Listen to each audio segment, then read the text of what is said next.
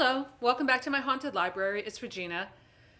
So I thought I would do a video today, kind of wrapping up my very minimal participation in Cancelathon. Now, Cancelathon was this great readathon put together by a couple of booktubers, and I'll link the Twitter page below.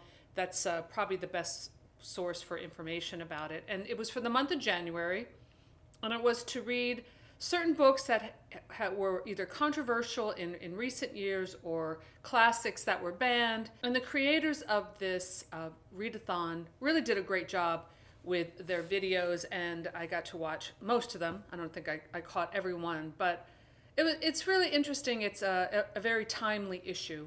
So when I say I didn't do too well with my reading, is I felt like I kind of not failed the readathon, but I did. Well, I'll tell you what I did. So I chose 3 books. So they had this really cool little graphic. I'll just pop it up there to show you, where you could do almost like a tic-tac-toe kind of thing to choose different books. So I thought that was really cute. I really liked the cartoon and everything. So the 3 books that I read for Cancelathon were Black Leopard, Red Wolf by Marlon James. That was my diverse book. Marlon James is a Jamaican writer, and has won a lot of awards, very highly regarded author. And the other book that I chose was the John Ronson book, So You've Been Publicly Shamed, a nonfiction book about cancel culture and having your life destroyed by one badly timed or tasteless tweet that has gotten a lot of people in trouble. And the third one I chose was a classic, and this poor book just kind of fell apart. I think I'm going to have to toss this one and buy myself a nice new Easton Press version, perhaps, and that is The Sorrows of Young Werther by Johann Wolfgang Goethe. I don't know, is it Wolfgang? I'm trying to be fancy there. So the first book I read, or attempted to read, because I hate to say it, I ended up DNFing this book, which was my first for the year, and I rarely stop reading a book. I've sometimes put them down and then pick them up again, but I think I just got to the point with this where I just couldn't continue. And I'm not the only one that had trouble with this book. I read a lot of the reviews, some before I started reading it, but I did go in with an open mind. But then afterwards, when I was having trouble with it, I did read a lot of the reviews and watch some videos on YouTube. And I'm not the only one who found this book difficult. So I gave it, it's a 600-page book, and that's also part of the problem. And I think one of the reasons why I gave up was I just knew I couldn't stick with it.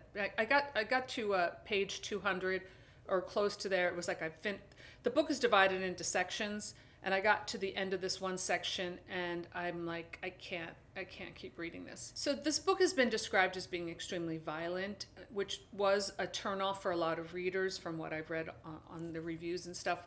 That did not bother me so much. I read a lot of dark fiction, so I don't know, nothing shocks me. But I did have a really hard time getting into the narrative, and I think that I understand that what the author was trying to do by kind of taking expectations and twisting about it's a quest story basically, but it doesn't really follow that narrative. I don't know if you want to call it a trope or a standard. The writing style is very unique and challenging to kind of get a grip on. All of this kind of made it and the length made it very difficult for me to continue.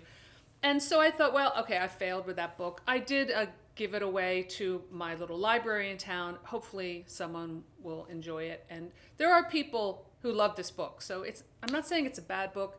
It might just been me. I just couldn't really get into it. So I tried, and I am glad that I did dip into it for 200 pages.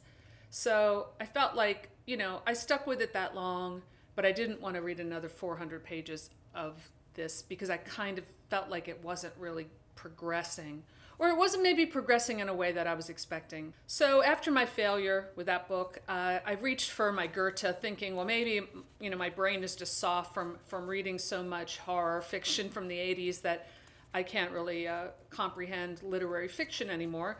And I was happily reminded how wonderful The Sorrows of Young Werther is.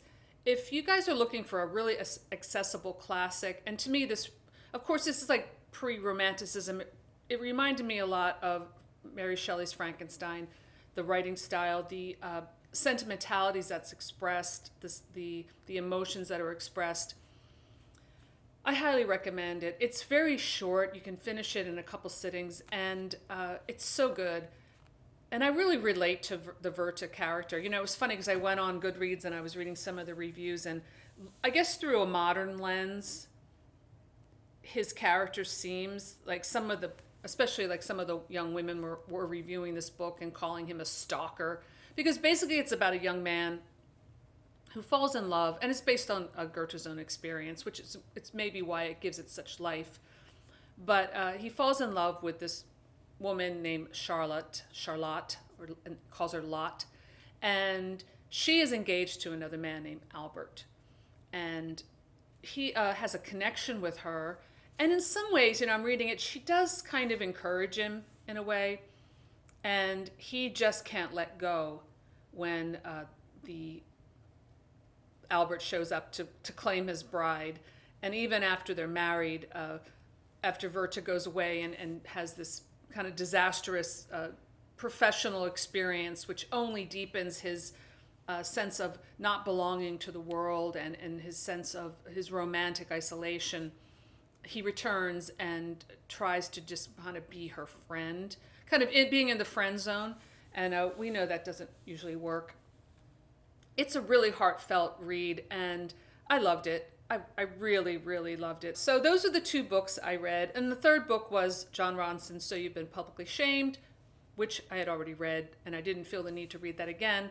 So that was kind of my half-baked effort to do Cancelathon. So, you know, it seems like whenever I attempt one of these readathons, I always kind of fall short, which is maybe the universe telling me just keep reading your own books and try not to play with others too much. But, you know, it was I guess, a worthwhile endeavor on some level, because I got to stretch my reading into one direction, and I got to reconnect with a classic in another. So it's all good.